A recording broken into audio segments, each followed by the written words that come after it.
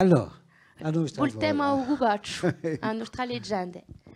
Allora, biglietto un passo, se possibile da consento. Ci vuoi dire prima, diciamo, l'itinerario narrativo che Bella. si basa? Allora, dunque, stavolta si basa a Ubunente di un paese di Wisquadu, a Bunta di Giusone, in cui nasce una sorgente che si chiama la Qualcidosa Merciana. E qua su si piatta una grotta assai misteriosa. Ah. Oggi possiamo guidare un chiasso montagnole e possiamo scoprire un ciotto scavato in adepa. Ciò dovete vedere, c'è sempre. Tempi vazzi c'era un uomo, zio Simone, era un vecchio pastore, che contava che in sta grotta stava un gubaccio. Era un vero luogo d'inferno.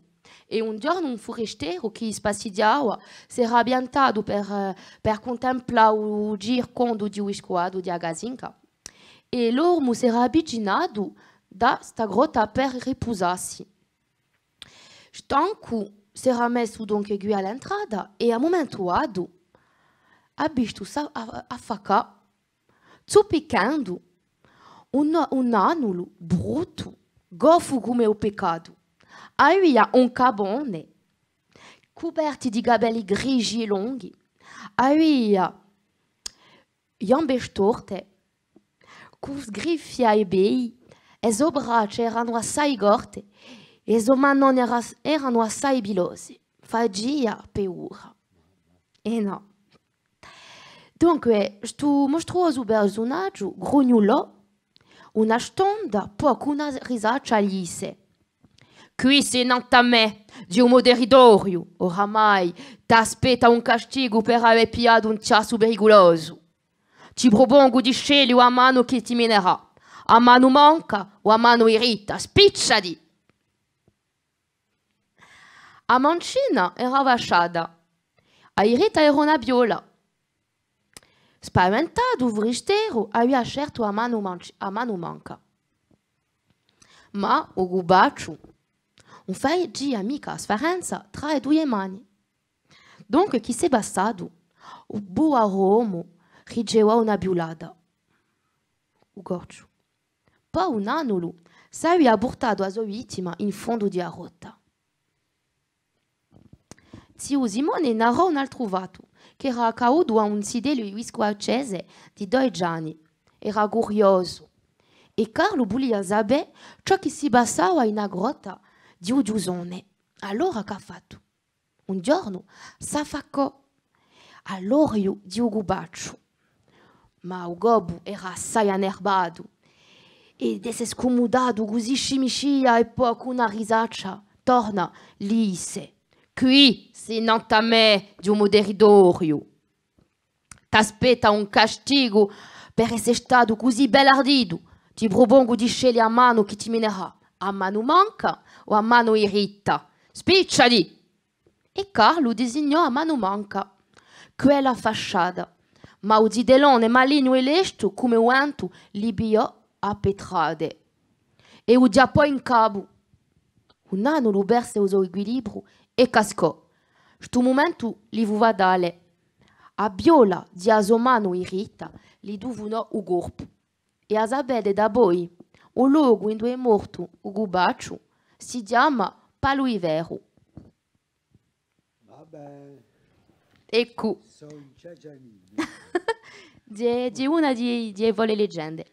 Ma allora penso che come si passa quando si conta una favola così in scuola? Come i zitelli come facciano?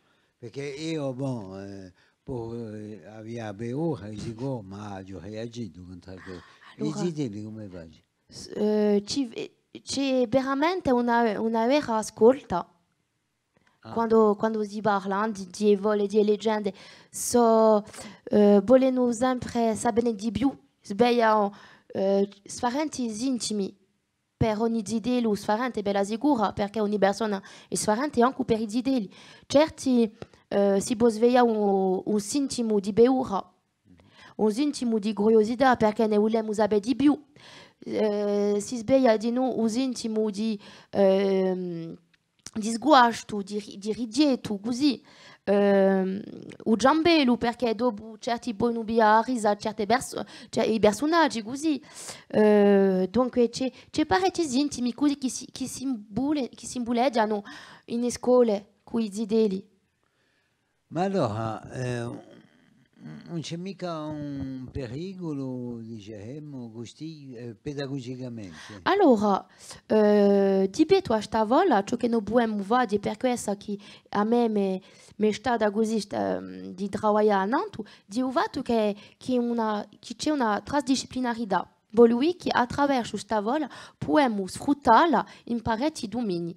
Per un detto qui possiamo sfruttare l'aspetto dunque di rispetto dell'altro, di sguardo dell'altro, di abbietà, di creare l'empatia. Allora, volevo domandare quantunque, perché qui c'è un annolo, c'è l'infermità che è messa in scena, diciamo, e il trattamento di un'infermità non è mica, mi pare così rispettoso dell'altro, no? Ecco, è per questo che noi lavoriamo in questa volta per sbucare l'aspetto dunque di l'educazione morale e civica di una transdisciplinarità e proviamo dunque di svegliare in ogni zidelo os intimo di empatia.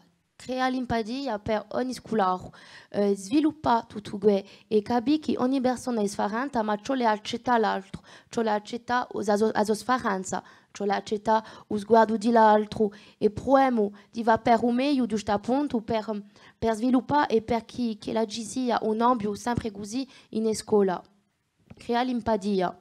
D'accordo, allora in maniera concreta vuole dire che quando si scopre dopo sul momento diciamo di emozione, di sensibilità che tu ci hai descritto io Zidello, c'è un momento in cui si arriva a E tavola. bella sicura, ogni volta c'è un lavoro, c'è una spadazione di avola e ne manca solo l'aspetto letterario, ma come hai D'accordo, detto innanzi, di una transdisciplinarità e la sfruttiamo in parecchi domini. Là, di questo punto, possiamo fare a l'educazione morale e civica.